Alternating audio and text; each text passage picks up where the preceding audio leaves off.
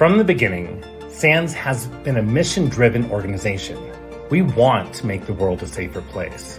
At SANS, we've always had this focus on empowering cybersecurity professionals with the real-world, practical skills they need. Our courses, certifications, cyber ranges, college, scholarship programs, community resources, they all maintain the highest standards in the cybersecurity training and certification community. And as a teacher, as a mentor, it's so rewarding to have that role in making it happen. You'll get more value from a SANS class than any other training course easily.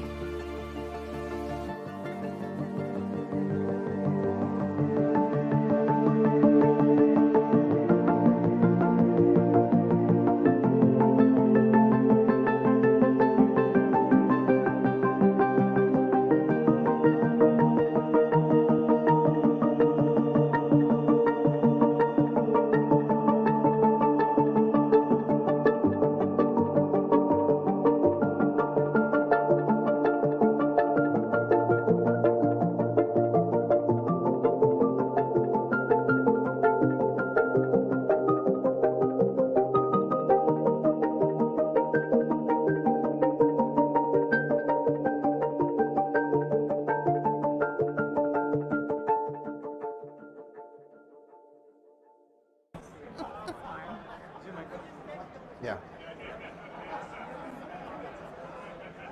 Hello and welcome. My name is Stephen A. Hart. I am the Director of Content Marketing here at the SANS Institute. We are tuning in for the 5th time today, live from our booth.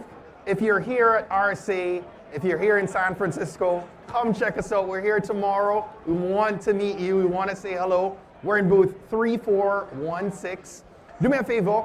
Go ahead and scan the QR code on the screen or click the link right in the comments. There you can see the schedule of all the live broadcasts we've put up. I believe this is the 10th or 11th live stream that we've done this week so far. You can go ahead and check out some of the content that we've already recorded with the likes of Rob Lee and Jeff Junkin. Today we've had so many conversations and I'm so excited because I get to talk to an amazing person, friend, SANS personality. Katie Nichols is here with me. She's the Director of Intelligence at Red Canary, a non-resident senior fellow at the Atlantic Council. She's worked on cyber threat intelligence, network defense, incident response for nearly a decade for the US Department of Defense, MITRE, Raytheon, and Mantech. All the places. All the places. She also serves as an instructor for SANS Forensics 578 Cyber Threat Intelligence course. And every month, I'm blessed to get to rock with her when she does her star live stream series, bringing on amazing people that discuss current threat landscape and cyber threats. And so, Katie, welcome. Thank you so much. It's been an amazing day for you. You're coming fresh off the panel, Keynotes. Busy day. Busy day. I don't know how you pay attention. So like for folks online, Yeah. like we're in the midst of the expo floor. We are in the There's, midst like, of the chaos, expo there's floor. like a race car behind the camera. Yes. Like I don't know how you pay attention. This is the 11th one. But yeah, busy week. But yeah, the They're keynote robots and they're panel, it's a lot. It's a lot, Stephen. Yeah, it's been a busy day, a busy week, but yeah, we had the panel this morning. Yeah. It was really good. For those who don't know, SANS does a keynote panel every year on the 5 most dangerous new attack techniques.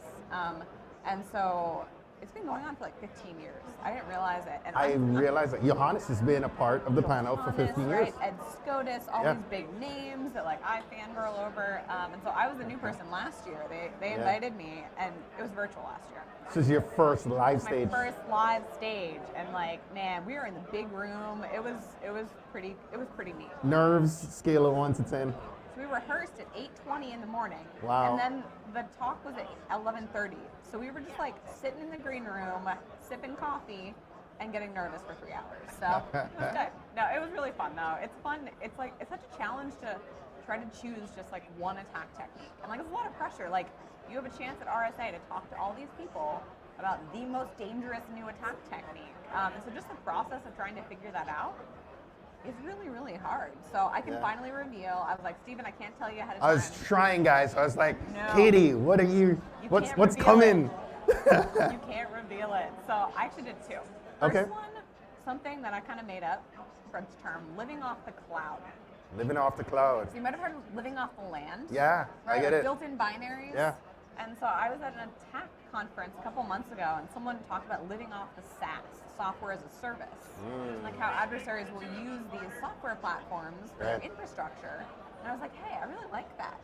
Right? Because now we're not just like defending endpoints in our own operating systems. Right? Yeah. Adversaries are using all these cloud services, OneDrive, Google Drive, so they're living off the cloud, not just living off the land. Right. So yeah, earth and sky. That was my first. And then the second one was multi-factor authentication bypassing. Yeah.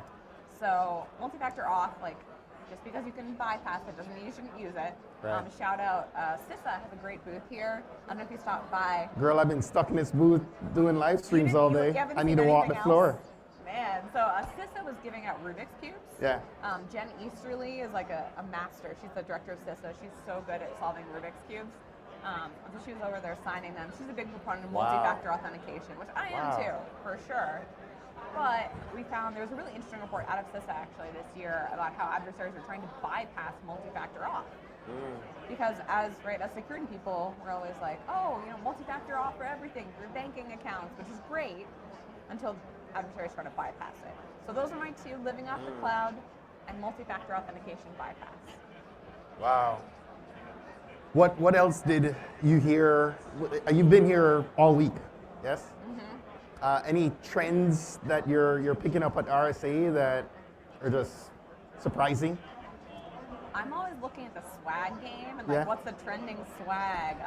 Socks are still popular. I think the Rubik's Cube was the hot item. I love it. But seriously, I was interested in listening to, I'm always curious about like what threats people are talking about, and I Yeah. honestly haven't made that many talks, but I was listening to some of the keynotes before us, and I was really happy because I was worried that ransomware has kind of fallen off the conversation, right? That people think like since we haven't had another like colonial pipeline level attack last summer where, everyone's at the gas pumps, just because we haven't had something like that, I feel like a lot of people think ransomware is solved, which it's like definitely not. And so I was looking, luckily I still see booths talking about ransomware, which is a good thing, not solved yet.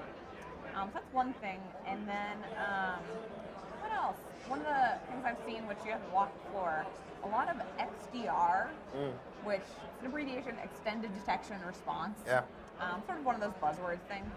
But the good thing I think behind that is that it's just the idea that like you have to use a bunch of different sources if you're trying to catch adversaries.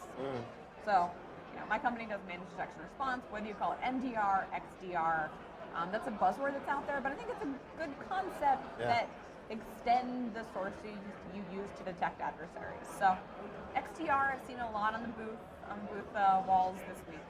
Yeah, yeah. You have a genuine passion for cyber threat intelligence. Yes, love right? it. What is it that drew you to that field in particular? So I came into cybersecurity kind of by an accident. Really? Like, What were you doing before? I wanted to be a journalist, actually. Really? Yeah. Wow. So graduated college, I couldn't really get an awesome job. I started working doing background investigations, Googling people for a living. And I met my now husband who worked in the intelligence community. Okay. And he was like, well, you like to write, you like to think and reason and analyze, and maybe you'd like intel analysis. So started applying for jobs in the government, right? Intel analysis, government does intel. I was in DC at the time. Still am outside DC. And Department of Defense happened to be hiring like cyber intelligence people. Wow. Just randomly, even though I didn't know how to do cybersecurity. So they taught me. And I actually found I liked it though. That's the thing I like about it, is tracking the threats, tracking the humans behind the keyboard, right? Because people often like lose track of like, it's just a bunch of code. Yeah. Well, it's code, but We're live. hi, live streaming. You want to be on a live stream? You can say hi. Well, hello. Someone just saying they learned a lot from videos That's right. from us, so that's good. So just proving we really are live on the expo floor. But yeah, you're asking about cyber threat intel. So I kind of got into it by accident. What's kept me is not just about the code; it's about the humans behind that keyboard, right? I was trying to think about that. Like some human coded the thing, or there's some human on keys doing some kind of compromise. So that's why I love it, and it's always different. It's always interesting. It's always changing. Love that. Love that. I am exhausted. What else do Are you you want gonna to take share? a nap? Are you gonna take a nap after this? I hope so. Never. Never? Gonna go have dinner and see what else there is tonight. Yeah. So what has been the highlight of your week? I think I might know it from Twitter, but let me ask you the question. What stuck out to you this week other than being exhausted from live streams? Other than meeting Simone Biles last I night. know, yeah. So if you follow this guy on Twitter, Simone Biles, which is kind of cool. That was pretty awesome. It's been amazing getting a chance to talk with. I've met majority of the people we've had conversation with this week, but getting a chance earlier today to have conversation with both Ed Scotus, followed by Karen Evans, and talking about Alan Yeah. was, moving, to say the least. It was really, I learned so much more about this visionary behind our company, which was, I consider myself a visionary, but that Alan was on Another level. Steve Jobs, Elon Musk level, right? Yeah. Yeah. Did you have much time with him? A little bit through the panel. Yeah. Right? The panel, and then actually the Star live stream that you helped me Yeah. do, it was his idea. Really? Right? I remember like 2 years ago, like Rob Teeley was like, Alan has this idea for like a webcast live stream thing. I think it was webcast initially. Yeah. And then you, luckily with And your then live I stream skills, like said, injected some come over fun. to the dark side. So you kind of added to Alan's idea Yeah. initially, right? So I interacted with him around the panel, and I was always just kind of amazed at like how, I don't know, I often, like we all kind of doubt ourselves a little bit. Yeah. We're like, I have this idea, but you're like, oh, that'll never work. That wasn't Alan. He was like, let's do this thing. Yeah. And like, how cool is that? Yeah. And that's what, they had a memorial for Alan, a really cool video right before the keynote today. Yeah. And like, that's what I take from his legacy and from, the brief interactions I had with him. But just thinking about the number of things that he was involved with that he didn't take no for an answer. Right? He had an idea, and like, as people remembering him, they were saying how, right, sometimes it was like, oh, it wouldn't work now, but then come back to it in a few years. Yeah. But right, he was just so determined that when he had a good idea and he knew it was a good idea, he would go out there and make it happen. He made it happen. That's Karen was awesome. talking about, even the camps, him putting energy behind, what became some of our camps for younger ones, and he made it happen, Yeah. right? Yeah. And he made it happen with the college. He made it happen with certs. Yeah, it's With kind GI. of amazing, all that he did, and I was sort of inspired by that, and like, leaving this week, I'm thinking like, hey, like, a single person can make a big impact. Like, Alan's a Absolutely. great example, and like, Yeah. each of us, like, it's a lot of responsibility, but like, we have a lot of power, right? Yes. Working for SANS, doing what we do, talking to people, like, we have the chance to inspire people, and like, that's cool, and like, changes community for the better, and like, Yeah. that's what I'm taking away from this week. It's chaotic, it's tiring, but like, remembering we can make a difference here, and it's just been good connecting with people, Yeah. right? Like, Absolutely. I've met you in real life like twice. Yeah. I see you on It's Zoom. been a like, minute. every month streaming. So Yeah. it's good connecting with people. So before I let you go, you touched on this, but STAR. Tell us about what STAR is, how often it happens, and we can talk about when the next one is. Yes. Real soon. Yep, absolutely. It's next week. So STAR stands for SANS Threat Analysis Rundown. I kind of mentioned started as like a webcast, and then we realized, hey, like, let's make this into a live stream. The Yeah. idea is every month I just hop on, I bring in different guests based on Amazing guests, by the way. trying to find someone right on the expo floor. Usually I try to be like, is there someone who just released a threat report? I had John Holtquist on a few months ago talking about Ukraine, Yeah. right? Grace Chi talking about networking. So bring in a guest, just chat with them about what they're doing, different aspects of cyber threats, whether Yeah. it's CTI, cyber threat intelligence networking, or new reports on ransomware. We had someone from the DFIR report. Yeah. And then I also just kind of run down what is happening in cyber threats, right? What are the latest things this month that people should be following? Yeah. And it's kind of fun. It's informal. I just bring up like tabs in a browser and talk through the different reports that are out there, what I think people should be paying attention to. Yeah. So the next one is next It's Tuesday. Yeah. You looked it up in Yeah. case I didn't remember. It's Tuesday, June 17th. I think it's at 1 p.m. Eastern. I think Tuesday's the 14th. It's the I don't 14th. know. What day is Yeah. it, Stephen? I'm not really sure. It's definitely next Tuesday, It's though. next Tuesday. It's definitely next Yeah. Tuesday. I know that for sure. I think it's 1 p.m. Eastern. Michelle but we'll tweet it. will, yeah. Yeah, we'll tweet it. Don't believe anything by like the second day of RSA. You're running on sleep and a prayer. Right? Yes, yes. Anything else you want to share before we wrap up? You good?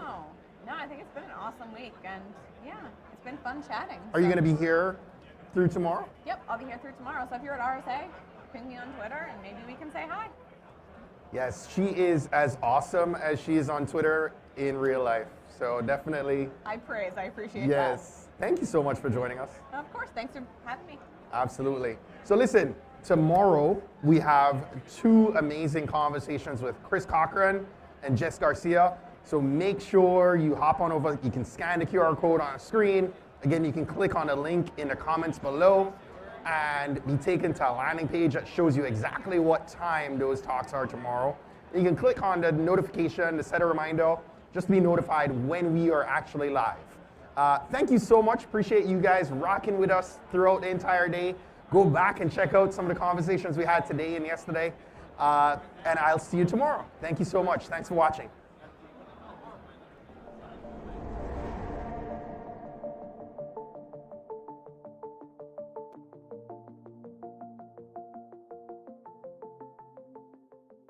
From the beginning, SANS has been a mission-driven organization.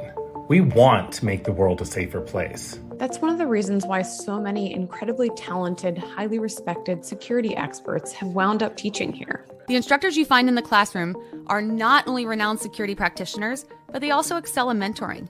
At SANS, we've always had this focus on empowering cybersecurity professionals with the real-world, practical skills they need, not just to evolve and grow in their careers, but ultimately develop expertise that's going to help change the world. It's made me more excited about being in cybersecurity just because there is so much going on. And so, getting connected and understanding, just kind of, what's new and what's out there, that's what SANS brings, and that's awesome. Our courses, certifications, cyber ranges, college, scholarship programs, community resources, they all maintain the highest standards in the cybersecurity training and certification community. At SANS, you're surrounded by a network of cybersecurity experts who help you learn. We want to help you solve a problem and teach you the skills to solve your future problems. And we're really proud of the community we've created, which has practitioners from around the globe coming together to share knowledge to stay at the cutting edge of adversary tactics and defense techniques. If you're considering taking your first SANS course, just do it. I don't know how else to say it other than just do it. I was super nervous when I took my first. I did not know what to expect. But when you come here, it doesn't matter what level you are, from beginner to intermediate to advanced to expert. I'm going to say you're going to pick up on something from either the instructors or the students, because the level of expertise and the level of education that you get here, you cannot get anywhere else. SANS students are learning the skills they need to change the world. To make the world a safer place. And as a teacher, as a mentor, it's so rewarding to have that role in making it happen. You'll get more value from a SANS class than any other training course easily.